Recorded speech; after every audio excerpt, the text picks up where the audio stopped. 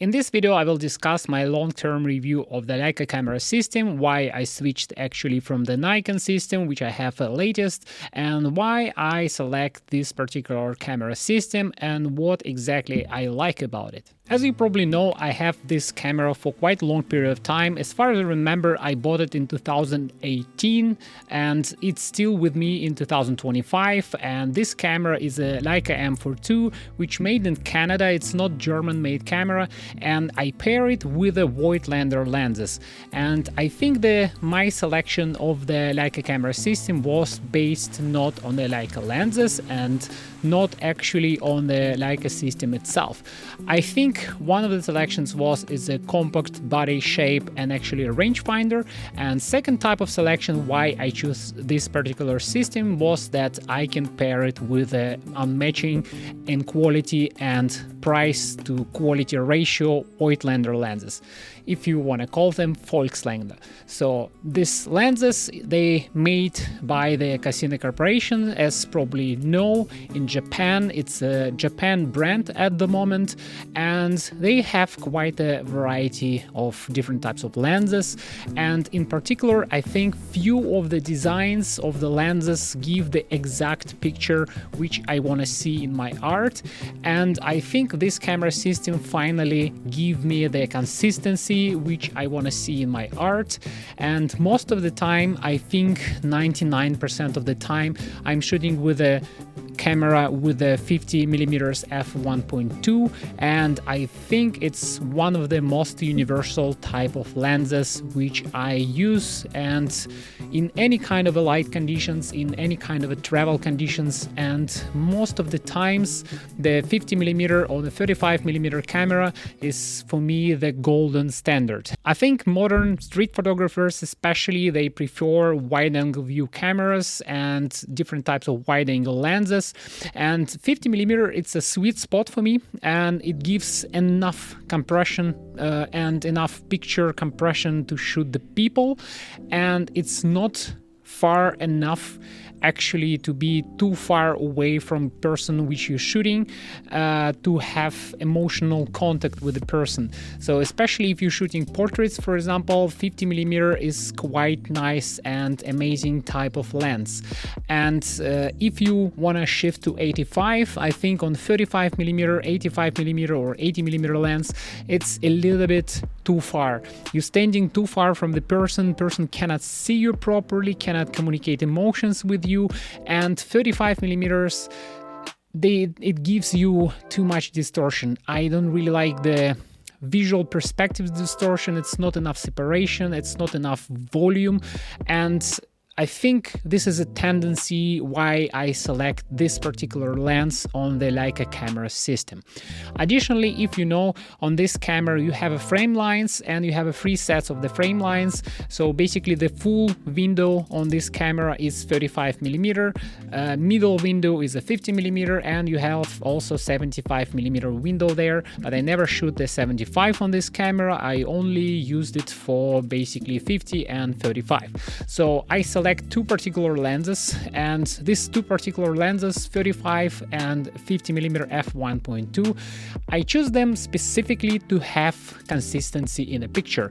So basically what I mean by that, they have more or less the same optical structure, and additionally they have more or less the same fall off and more or less the same color set.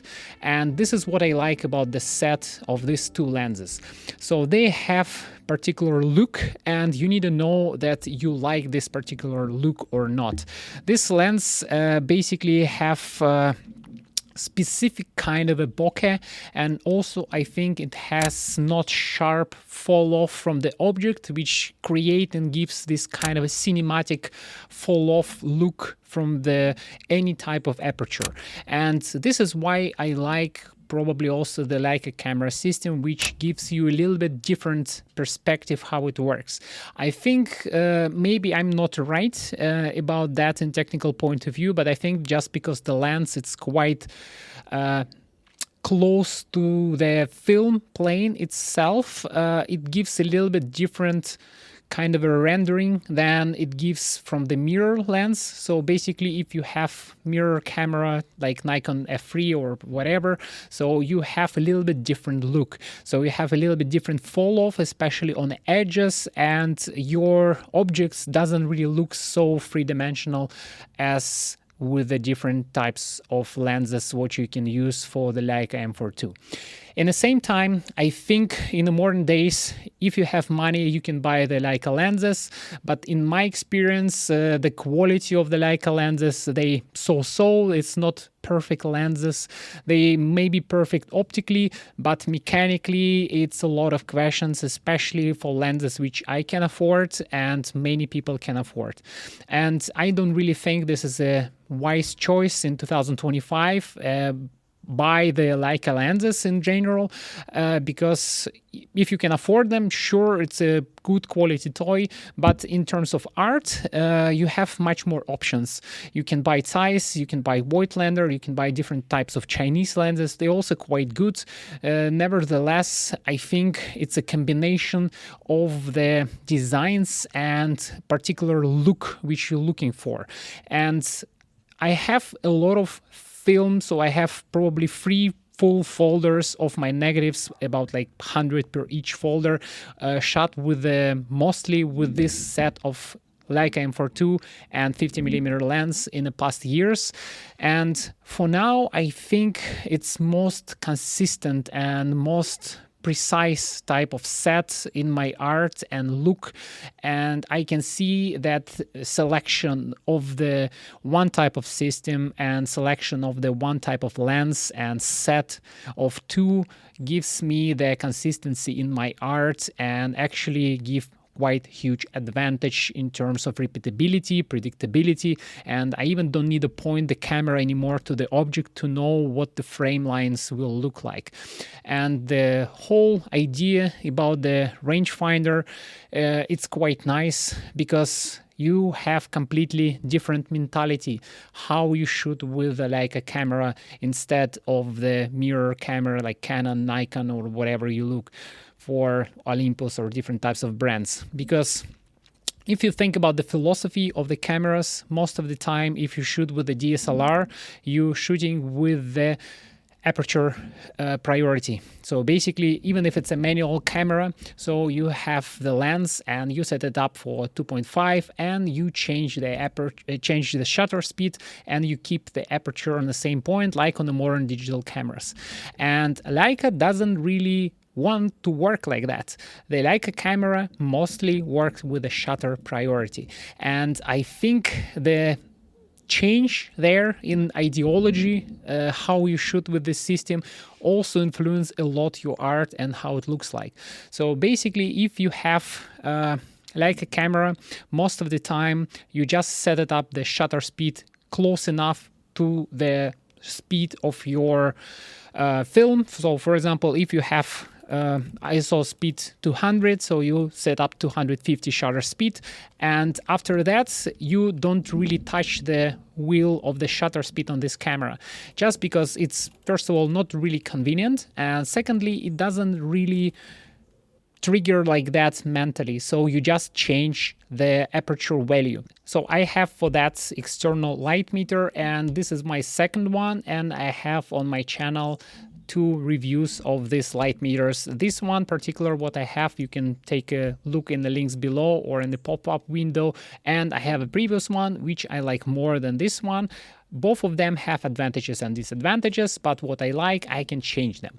So it's additional positive side. If something happens with a light meter, I can use a handheld, or I can use external, or I can charge external one, or I can just replace it with the second one. So it's much easier and much better for the long term of the camera, and the technology there actually improved. And I think at the moment the camera is from 1988 or something like this, and this exposure meter is from 2024. So basically you have a discrepancy in technology there, and technology in the camera you don't really need to change a lot because film doesn't really change since then. And when you select the shutter speed on a camera, you actually change the aperture. And most of the time, you know that if you're shooting with a 250 on ISO 200, so you with a sunny day get stuck with a f16. And you can ask in this case why I have f1.2. And the really good answer for that is that this lens works amazingly on all apertures.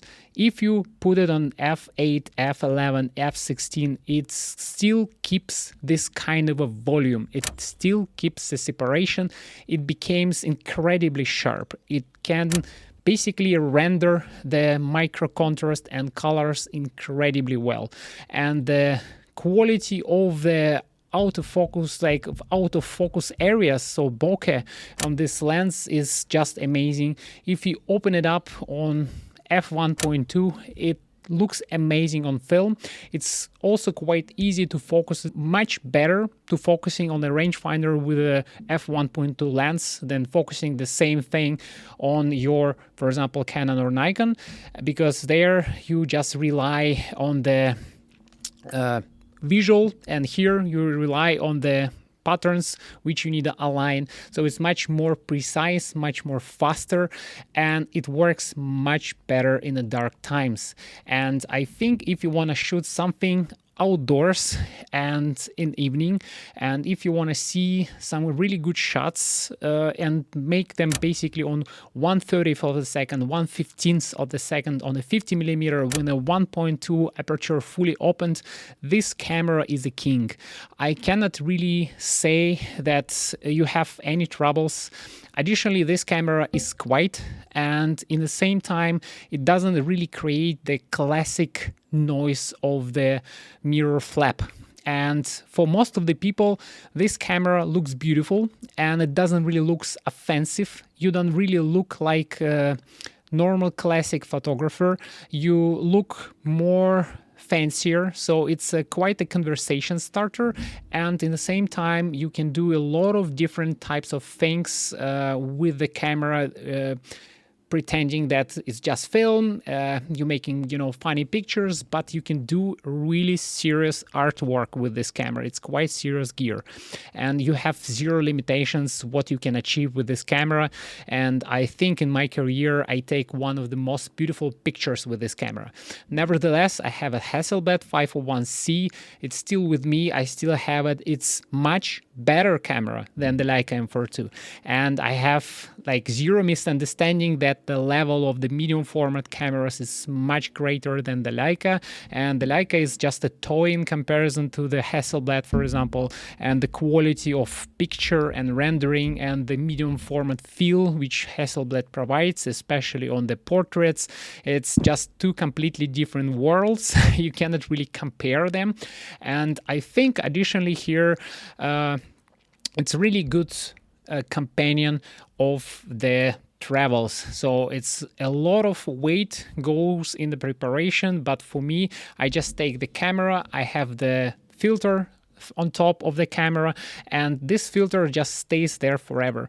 I lost cap from the lens long time ago and never use it again. And in my philosophy, it's the same thing as I was using on Nikon, on digital ones. So I have no lens cap and I have a lens hood. Here, I even don't have a lens hood, and this is how my traveling basically camera goes in my back. Most of the times it's on me, on my body, and I think it has a little bit of wear on top, but it's insignificant for amount of age and wear and use, which like this camera saw with me in the different types of trips, different types of environments, and it's quite robust. You don't need to drop it somewhere for sure, because this pin, for example, it's quite dangerous to break and quite hard to fix. And at the same time, this camera is reliable, repeatable, and I don't really have any problems with the shutter speed. I have some problems with the loading, and probably I think this is a exact point when we can discuss and take a look on the lenses, and where we can take additional look on the camera system itself, how to load it, how to unload it correctly, what you have inside if you want to buy this type of camera system, what is actually Leica, how the rangefinder looks like, and what is the film loading on this camera looks like. and it's quite unique and different from the mirror cameras. So this is my camera system. It consists basically from that. So I have a Voigtlaender 35 f1.2 Ultron, and I think it's one of the best 35mm lenses from the Voigtlaender. I don't really like the design of this lens in terms of the compactness. It can be a little bit bigger, but I think in the same time it has aperture clicks and compact design, and the downside of this lens, I think it's a little bit less quality than the 51.2. And here you can see that parts of this lens, it's actually made from brass, and it's really high quality lens, and it doesn't really have any bites. It's much better than any type of 35mm from Leica, maybe apochromatic lens from 35 like f2 or whatever from Leica, better than this, but this lens is a pure gold. So I bought specifically f2 lens because this lens resembles the quality and consistency of the 51.2 lens. So this lens I use only when I want to see my hands in a shot, when I want to see the close-ups, when I want to gather a lot of details in a home, for example, when I want to see a lot of details at home. And I think this lens is one of the perfect lenses for the home photography, children, basically any type of home stuff which you shoot every day. And this lens is for indoors, one of the perfect lenses, so you don't really need faster than f.2 because you will basically miss the focus in a quite fast environments, and because you want to shoot wider, you don't really need anything which is like 1.4. But in the same time, this lens stands kind of a nothing against this beast. And this beast is my Voigtlaender 51.2. I have quite thin Hoya filter on top because, as you can see, this lens still in a perfectly pristine condition, and it has amazing clicky sound of the aperture and battery smooth focus ring with a click in the end. This is a beautiful lens. It's made in Japan.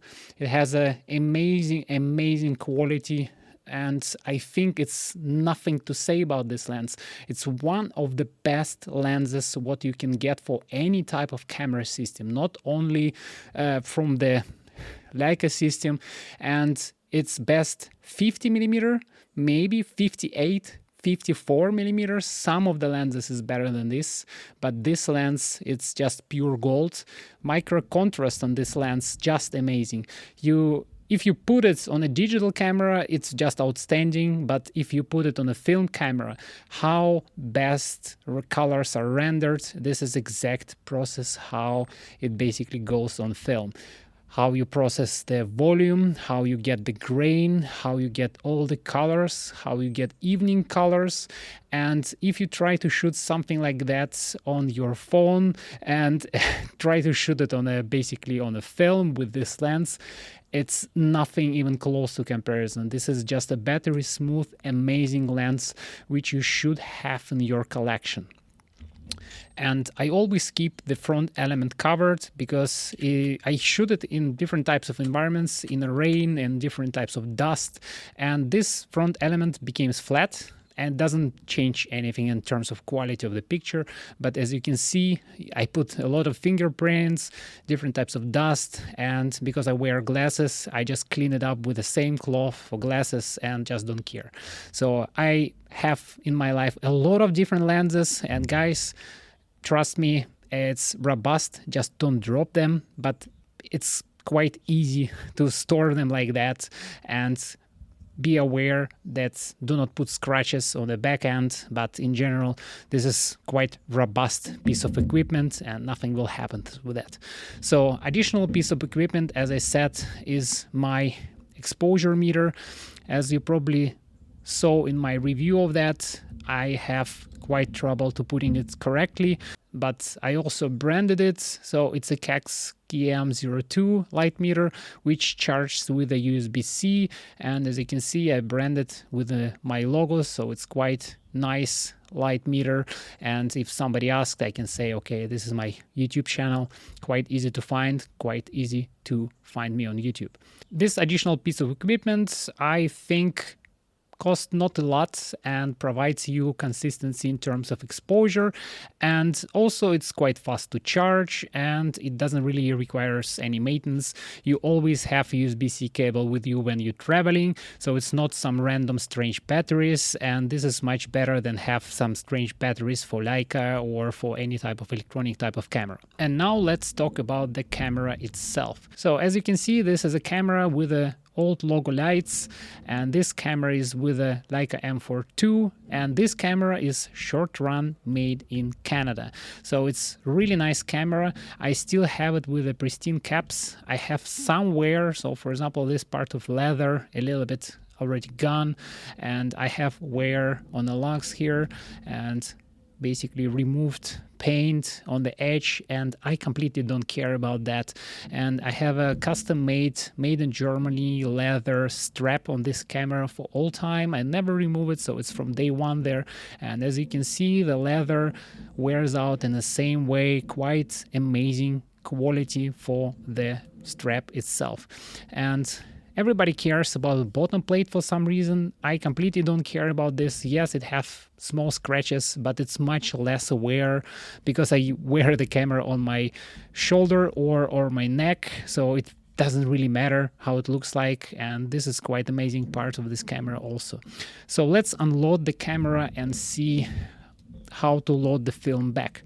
So the first thing what you need to do, you have a small lever here. You need to click the lever, and after you click the lever, you just pull up the rotation winder here, and you have an arrow pointing in the direction which you need to rotate this knob.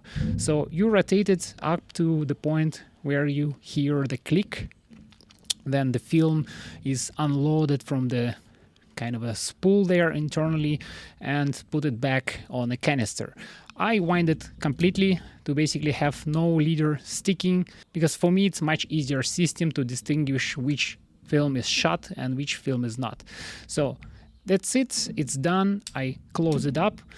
And this is a difference between the Leica camera system and any type of different camera system. You have a bottom plate and you have a door, and you basically stopped winding, and after that you lift up the bottom knob, rotate it to unlock the base plate, remove the base plate, and you have your roll on that side and your diagram how to load the film in this camera. So now let's pull up the film from the canister here, and this is a codec 200, and as the next one I will probably load codec 200 also. So to load the camera you just need a new roll of film. You reset the shutter, so now it's released, and after you release the shutter you have a bottom plate. I will show you some mistakes which I made before to basically avoid it when you never load the camera. The first mistake is basically open the door. This door is opens only basically for servicing of the camera, to have access to the shutter, and this is only one thing where you should open this door.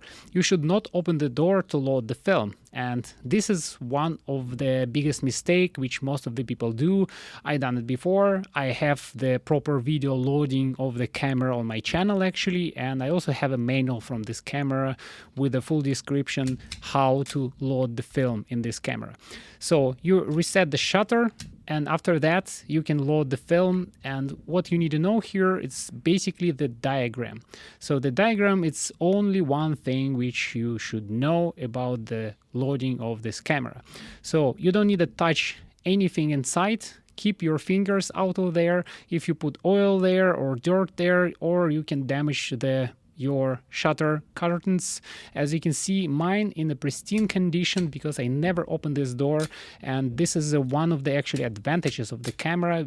There you cannot really ruin this one if you never open this door. And this door should be always closed. You just keep camera is in the hands like that, and you have a diagram. So you open the canister, and everything what you need to do is drop the film canister inside the holder, pull it, and place the end of the film inside sprockets there. One mistake what you can make if you not put it in the middle of the sprocket. So basically, if you can see there, you have diagram which show you that the ends of the film should be in the sprocket. If you open or close this door, it doesn't really matter if it's touching here or not, and I will show you why. And now I will describe you why it's not important to actually open this door. Because if you put the base plate on a base plate, you have quite a big rotation notch here. And if you close the base plate in the proper position, you will never have the problem with the pressure, because as you can see, I put the base plate and it creates the tension and put the film in the proper position automatically.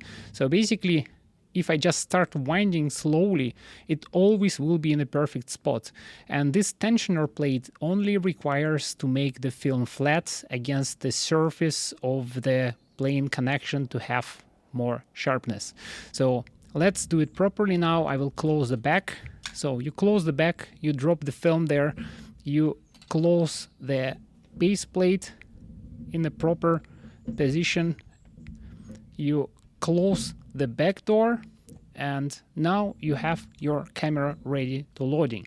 The additional mistake which I made, especially with the modern films, you start winding roughly, so you quickly wind it, and this is a mistake. So the first wind should be slow.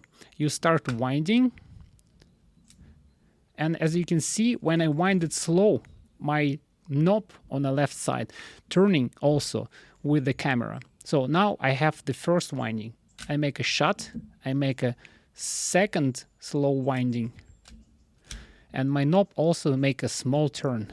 I reset the shutter again, and by the instruction I should make a tension on the film.